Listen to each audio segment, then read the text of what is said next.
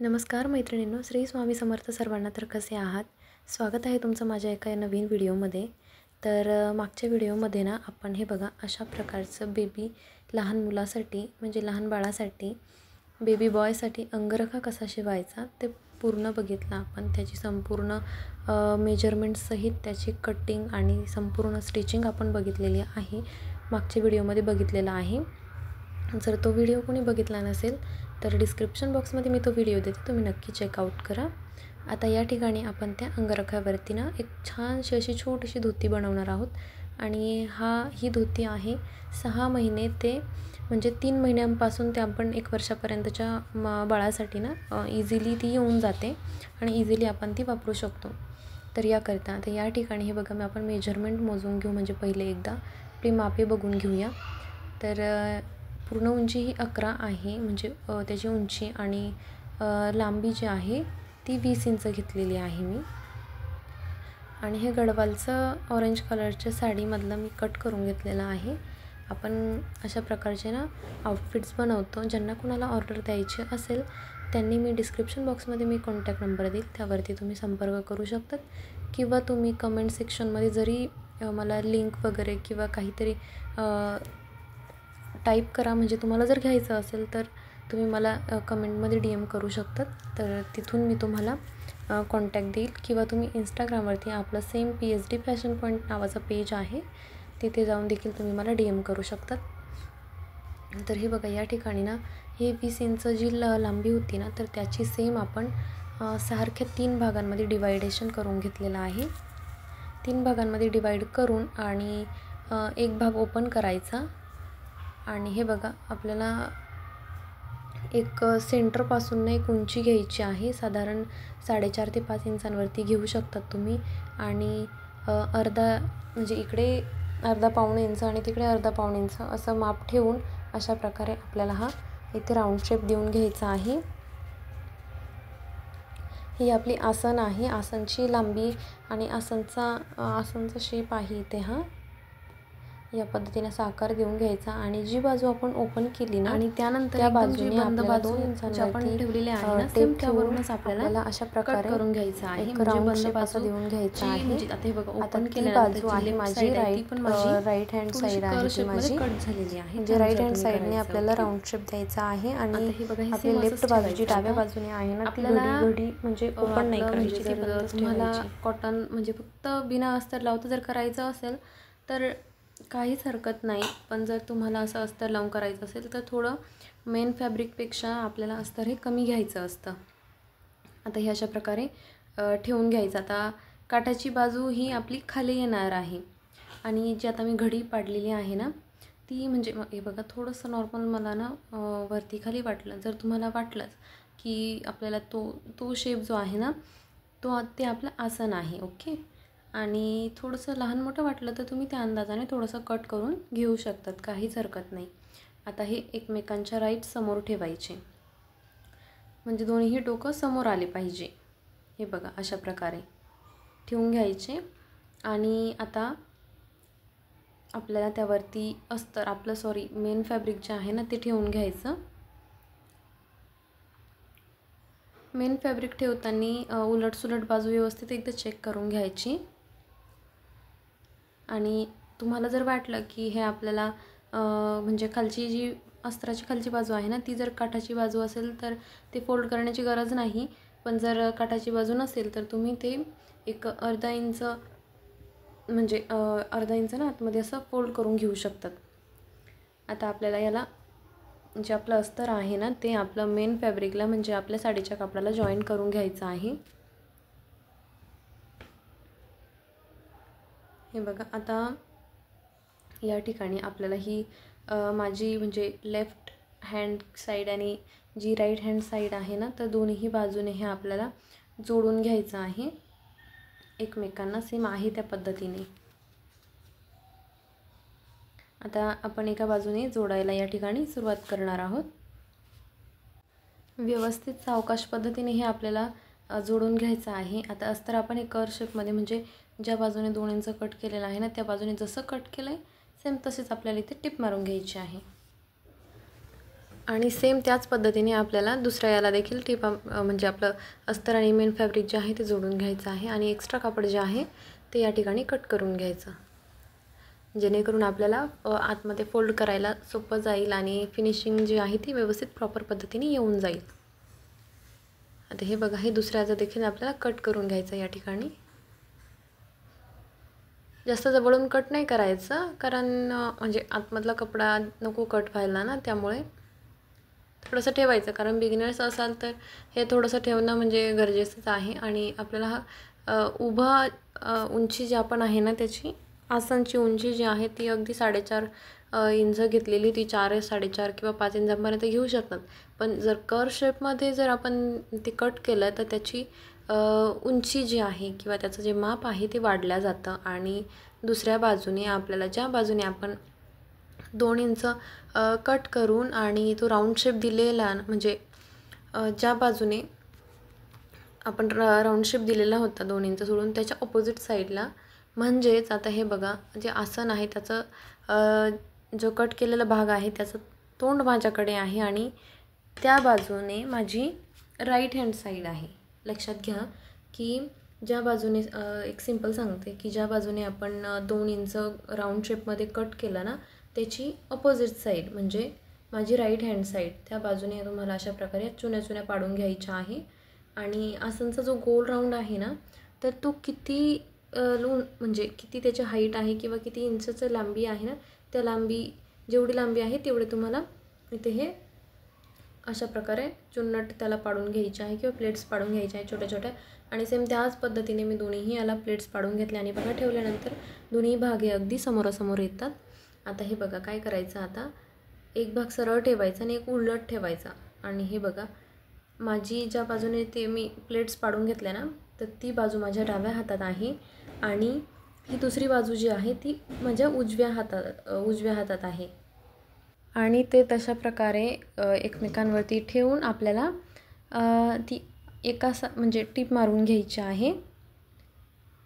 व्यवस्थित तुम्ही व्हिडिओ जो आहे तो स्लो करून बघा, म्हणजे तुमच्या प्रॉपर जे आहे ते लक्षात बसून जाईल.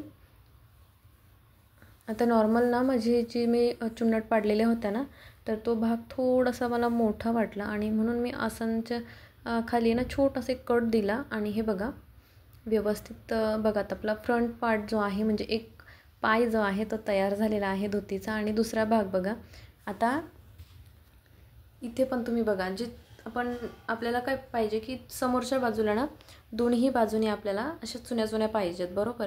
तर त्यामुळे तो चुना पाडलेला भाग आहे तो आता मी कसं ठेवतो ते बघा. चुना पाडलेला भाग जो आहे तो आता माझ्या डाव्या हातात आहे, बरोबर. डाव्या हातातल्या चुना पाडलेला भाग मी पहिला आपण जिथे टीप मारली ना, सेम त्यावरती ठेवून मी सरळ एक टीप मारून घेत आहे. व्यवस्थित बघा, ज्या चुना पाडलेला भाग आहे तो माझ्या डाव्या हातात आहे आणि मी पहिले आपण जसं टीप मारली ना, तर त्यावरतीच ठेवून मी अजून म्हणजे आता ही तिसरी लेअर आपली जाती आहे, बरोबर. तर त्यावरतीच मी टीप मारून घेत आहे. आणि दुसरा हा भाग बघा ओपनच आहे. आता पुढे स्टेप म्हणजे गेल्यानंतर तुमच्या लक्षात येईलच की कशा प्रकारे आपण हे केलेलं आहे. सेम आता नॉर्मली जर वाटत असेल की आपल्या आसनपेक्षा आपण चुना पाडलेला भाग जो आहे तो आपला छोटा झाला आहे किंवा मोठा झालेला, जर मोठा झालेला असेल तर एक चुनी आपण म्हणजे एक प्लेट अजून पाडून घ्यायची. जर छोटा झालेला असेल तर खालची एक प्लेट आपण काढून घ्यायची, म्हणजे आपलं बरोबर येऊन जाईल. आता हे असं सरळच ठेवायचं आणि आपल्या उजव्या हातातील आता हे 2 आसन आहेत ना आपले, ते असे घडी करून पकडायचे आणि ते या पाठीमागच्या आसनवरती हे बघा असं म्हणजे जे आपलं मेन फॅब्रिक आहे ते आतमधून गेलं पाहिजे त्या पद्धतीने पकडून आणि आपलं हे पाठीमागचा, आता ते पाठीमागचा भाग आपला या ठिकाणी तो तयार होणार आहे.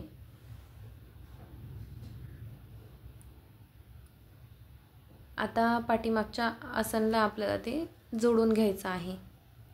हे असं ठेवायचं एकमेकांवरती, सेम आहे त्या पद्धतीने. तुम्ही त्यावरती स्ट्रेट आधी एक टीप मारून घेऊ शकतात, नाही मारली तरीही डायरेक्ट टीप मारली तरीही चालेल, पण मी टीप मारून घेते. हे बघा, इथे या ठिकाणी एक्स्ट्रा कपडा कट करायचा कारण ते आतमधून दिसतं.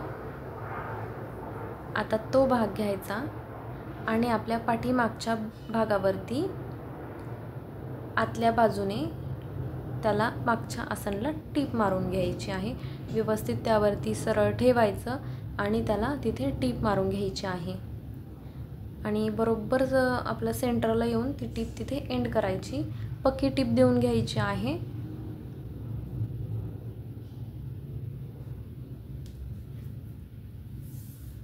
हे बघा, आता हा आपला मागचा पल्ला आहे तो. आता जेवढा काठ आहे ना, तर त्या काठाच्या बरोबरीने आपल्याला अशा ह्या प्लेट्स पाडून घ्यायच्या.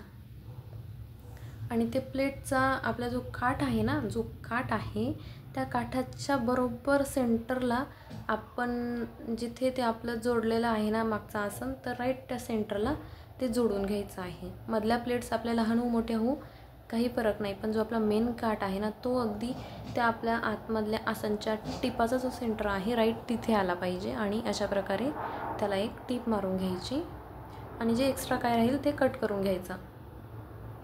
आता राहिला पुढच्या भागाचा प्रश्न. तर पुढचा भाग बघा, पुढचा भाग पण सेम करायचा आहे. जसं मागच्या भागाच्या आपण अशा छोट्या बघा प्लेट पाडून घेतल्या ना, सेम त्या पद्धतीने प्लेट्स पाडून घ्यायच्या आणि त्या अशा प्रकारे आपल्याला जोडून घ्यायच्या आहे. हे बघा, तुम्ही तिथे आधी पिनानेही एक बॉल पिन असेल ना, तर ते बॉल पिनने देखील तुम्ही तिथे पिनअप करून आणि मग टीप मारू शकतात. आता पूर्ण उंची 11 आलेली आहे. जर आपल्याला ही उंची कमी पाहिजे असेल तर नॉर्मली फक्त हा काठ असा वरती करायचा, म्हणजे त्याची हाईट कमी होती. आता त्यावरती आपल्याला टीप मारून घ्यायची आहे. हे अगदी 3 महिने ते 6 महिने, 3 महिने किंवा 8 महिन्याच्या बाळासाठी बनवलेलं आहे. म्हणजे बाळक एवढं पटकन वाढत नाही, म्हणजे 1 वर्षापर्यंत देखील ते चालू शकतं त्या हिशोबाने. आणि 1 वर्षापर्यंत कदाचित बाळ हे चालायलाच म्हणजे लागतं. काही बाळांना नाही चालत, तर त्या हिशोबाने बाळ म्हणजे जोपर्यंत बसलेलं असतं तर त्या हिशोबाने हे अगदी बरोबर आहे. याचं मेजरमेंट जे आहे ते अगदी बरोबर आहे. तुम्ही सेम या पद्धतीने बनवू शकतात तुमच्या बाळासाठी, किंवा तुम्ही कोणा कस्टमरसाठी वगैरे बनवणार असाल तर तुम्ही हे नक्की बनवू शकता. आता इथे उंची आपण चेक करून बघूया. तर आपली उंची या ठिकाणी म्हणजे बरोबरच आलेली आहे. आता वरतून त्याला आपण एक नेफापट्टी जी आहे ना ती जोडणार आहोत.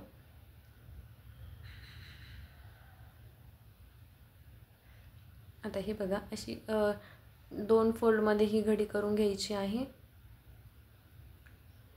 आता मला हे म्हणजे 3 ते 8 महिन्याच्या बाळाच्या कमरेनुसार हे याचं जे मेजरमेंट वाढलेलं आहे ते मला मोठं वाटत आहे. तर जर मोठं वाटत असेल तर काय करायचं की हलकंसं अगदी कमरेच्या दोन्ही बाजूने ना आपण त्याला थोडे टीप मारून घेऊ शकतो, जेणेकरून कमरेची साईज ही लहान होईल. आता एकदा नेफपट्टी जोडण्याआधी आपल्याला हे सगळं मोजून बघायचं आहे की किती आहे किती नाही. हे बघा, आता ही आपली नेफापट्टी बरोबर इथे आलेली आहे. आता साईडच्या बाजूने आपल्याला अशा प्रकारे हे फोल्ड करून घ्यायचं आहे आतमध्ये, किंवा डायरेक्ट तुम्ही ना आधी हे त्याला ना म्हणजे दोन्ही बाजूने टीप मारून घेऊन एकदम राऊंड शेपमध्ये घेऊन जोडलं तरीही चालणार आहे. पण या ठिकाणी आपण फक्त असं एक फोल्ड करून एका बाजूने म्हणजे दोन्ही बाजूने अशा प्रकारे हे फोल्ड करून घ्यायचं त्याला, आणि मग तुम्ही ते त्याला आपल्या कमरेभोवती जोडू शकतात नेफपट्टीला.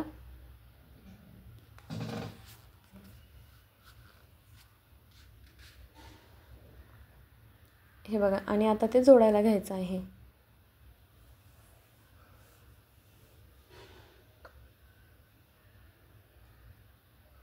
आता हे जोडण्यासाठी सुरुवात ना अगदी सेंटरपासून केली तरीही चालेल, किंवा बॅक सेंटरपासून केली तरी चालेल. पण आपल्याला नॉट याला त्यामध्ये ना इलास्टिक किंवा नॉट टाकणार आहोत आपण. नॉट नाही, शक्यतो नॉट टाकली तरी हरकत नाही, कारण लहान मुलं आहे, कधी इलास्टिक काचवू शकते कमरेला आणि नाजूक असतात. आणि आपण जे आपली नॉट जर लावली ना, तर नॉटचं कसं होतं की ती आपण आपल्याला पाहिजे त्या पद्धतीने ॲडजस्ट करू शकतो, बरोबर. तर त्यामुळे शक्यतो लहान मुलांमध्ये तरी ना माझ्या मते म्हणजे नॉट टाकले तर बेस्ट राहील.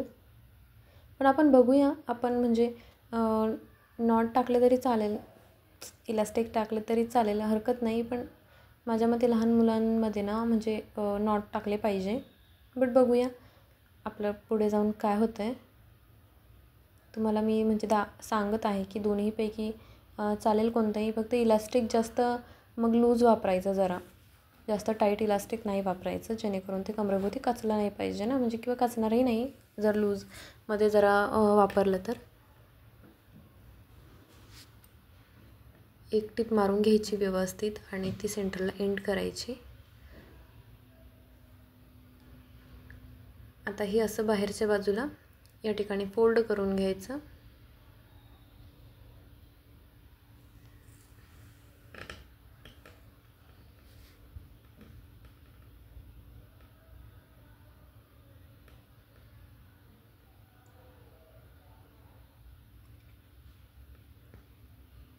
थोडंसं मी अजून एक टिप मारून घेते. थोडं मला मागच्या बाजूने म्हणजे जर तुम्हाला वरखाली वाटत असेल किंवा थोडं सुटल्यासारखं वगैरे काही वाटत असेल तर तुम्ही त्या पद्धतीने इथे हे करू शकतात. आणि हे बघा अशा प्रकारे आपल्याला हे आतमध्ये डबल फोल्ड करून आणि त्या ठिकाणी ते आपल्याला त्याची आता फायनल टिप जी आहे ती मारून घ्यायची. आणि म्हणजे या पद्धतीने आपली जी धोती आहे ती इथे पूर्ण होणार आहे. व्हिडिओमध्ये बघितल्याप्रमाणे म्हणजे जसं दाखवलेलं आहे ना सेम त्या पद्धतीने तुम्ही हे फॉलो करू शकतात. आणि अगदी सेम तुमचीसुद्धा तुमच्या मुलासाठी, बाळासाठी वगैरे कस्टमरसाठी सेम या पद्धतीची धोती जी आहे ती तयार होईल. आणि तेही अगदी म्हणजे अगदी 20 ते 25 मिनटं लागतात हार्डली. आता जास्त वेळ लागत नाही जर तुम्ही बिगिनर्स असाल आणि जर तुम्ही धोती फर्स्ट टाईम शिवणार असाल तर मात्र जरा वेळ लागू शकतो. कारण म्हणजे सुरुवातीला कोणतीही गोष्ट आपण जर शिकायला गेलं तर थोडा वेळ लागतोच त्या गोष्टींकरता. तर थोडासा नॉर्मल वेळ लागू शकतो. बट एकदा तुमचे मेजरमेंट्स वगैरे लक्षात आले ना तर अगदी म्हणजे फार वेळ नाही लागत.